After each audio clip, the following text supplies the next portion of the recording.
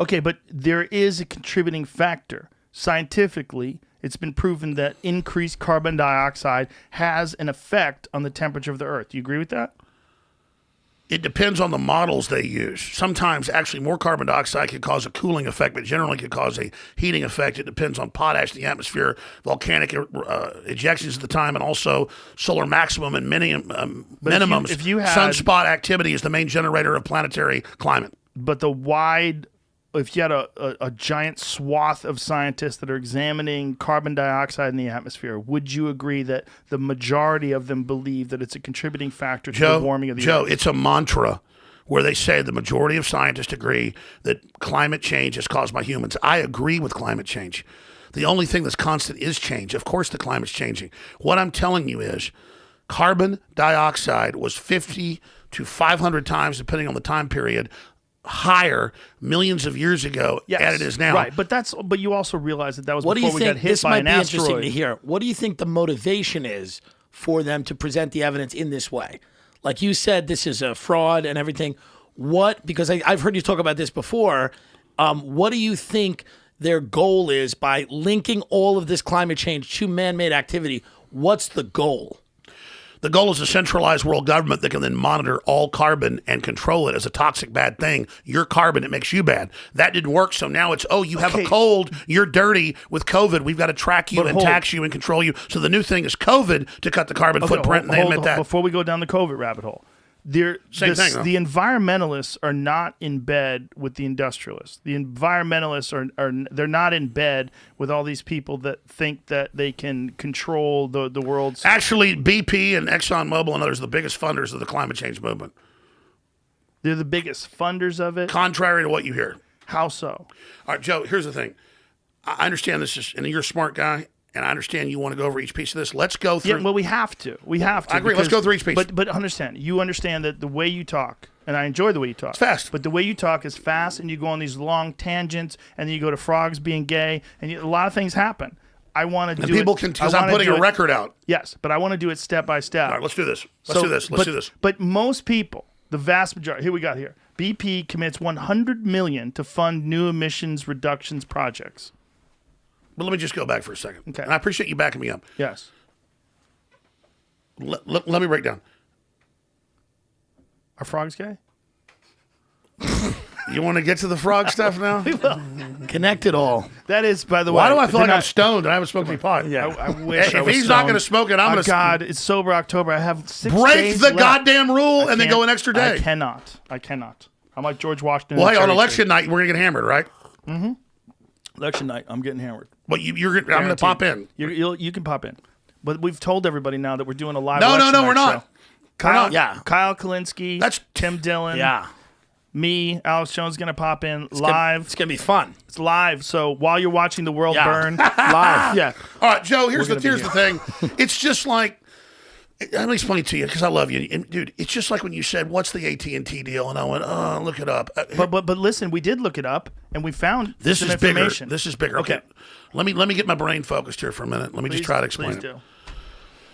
I've literally interviewed probably, let's not exaggerate, 200 top scientists, from petroleum geologists to astrophysicists to astronauts to quantum mechanics to petroleum. Buckle up, because I have too. I know. I'm a moron. I know. Okay. You're a moron? Yeah. No, you're not. Yeah, trust me. Joe, you're a smart guy, and I'm not. That's his cover. He is smart. Oh, yeah, right. Yeah, right. I'm a smart moron. Yeah, right. Okay, let me tell you what's going on. I'm going to say it again. You can go to any major study. Just type in carbon dioxide levels were hundreds of times higher in Earth's early past. Well, I understand that, but also I understand but, that wait. You can look at the ocean models then. Yes. You can look at the ocean models, right? And it's true the oceans did cover more than they do now. Alex Jones, human beings weren't alive 65 million years ago, and the environment wasn't compatible for us. We put out a fraction. We hadn't developed yet.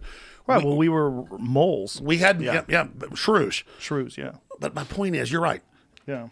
Is that last time CO2 was this high, humans didn't exist. The last time there was as much carbon dioxide, CO2 in the earth, CO2 levels are far higher now than they have been for any time during the past. And oil, a single CO2 molecule can remain in the atmosphere. What'd you do? That was just creating parts of it. Oh, I see. I understand. Oh, okay. So let's just go to what this says. And what is this paper that's is this climatecentral.org? Okay. The last time there was this much carbon dioxide in the Earth's atmosphere, modern humans didn't exist. Megatooth sharks prowled the oceans, blah, blah, blah. All right. As we near the record for the highest CO2 concentrations in human history, 400 parts per million, climate scientists worry about where we were then and where we're rapidly headed now, according to the data gathered by Mauna Loa Observatory in Hawaii, dope spot. The 400 ppm mark may briefly be exceeded this month when CO2 typically hits a seasonal peak. Sure, and I've had top scientists on, I've had climatologists on about the Keeling curve. I can tell you all this. Threshold, according to Ralph Keeling, the researcher. Carbon dioxide is the most important long-lived global warming gas. And once it's emitted by burning fossil fuels, it helps us keep our atmosphere. Hold, please.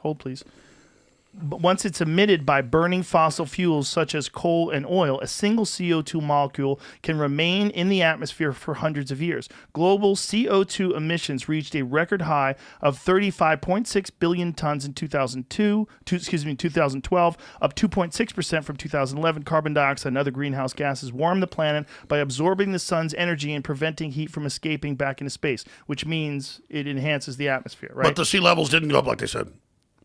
Well, aren't they melting? But it's a process. Al Gore said by 2013. Al Gore. Okay, Joe, but listen, this is one guy's take. I know, but Al Gore's out there flying around. I know. You found a guy admitting that it used to be higher than it is now.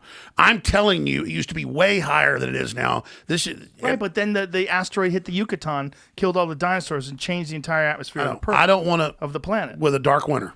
Yeah, it was very bad for everything. Caused by atmospheric dust. For a long fucking time, right? One major volcano, like Mount St. Helens, they estimated, put out more dust than decades of human dust. Yes. And human dust is what helps cause nuclei to form to cause storms. So we are affecting our environment. But most of the astrophysicists and most of the physicists I've talked to, most of the climatologists I've talked to, they have broken down that the sun, by magnitude, is 98% of the driver of what happens. That's why when the sunspots take place, it's an coronal ejection from the sun, and one of those shoots radiation in our direction, it'll be clear blue sky, but they know when we get hit by that, it hits our magnetic field and causes an ionization of the atmosphere and electrification of it, and so that causes the giant storms.